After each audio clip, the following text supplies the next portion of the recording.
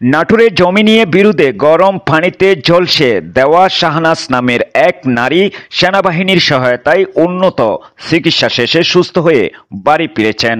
24 জুলাই বৃহস্পতিবার বিকেলে সদর উপজেলার মোহনপুরের নিজ বাড়িতে সেনাবাহিনীর সদস্যরা পৌঁছে দেন।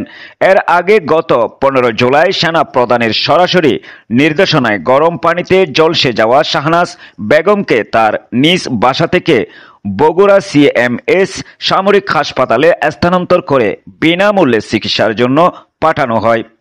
নাটোর সেনা ক্যাম্প সূত্র জানায়, জমি নিয়ে বিরোধের জের ধরে গত 26 জুন নাটোর সদর উপজেলার মোহনপুর গ্রামের শাহনাজ ও হালিমা নামের দুই নারীকে গোড়ামরিচ মিশ্রিত গরম পানিতে ঝলসে দেয় প্রতিবেশী সুলতান সাইফুল লালচান সহ তার পরিবারের সদস্যরা। পরে সেনাবাহিনীর কাছে অভিযোগ দায়েরের পর ঘটনাস্থল পরিদর্শন করে সেনা কর্মকর্তারা। এই সময় অভিযান চালিয়ে অভিযুক্ত 6 জনকে আটক করে পুলিশে সুপর্দ করে সেনাবাহিনী।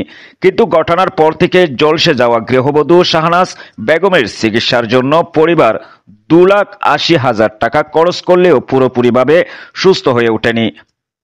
আর্থিক সংকটে ক্ষতিগ্রস্ত পরিবারটির পক্ষে উন্নত চিকিৎসার জন্য খরচ বহন করা কঠিন হয়ে দাঁড়িয়েছে।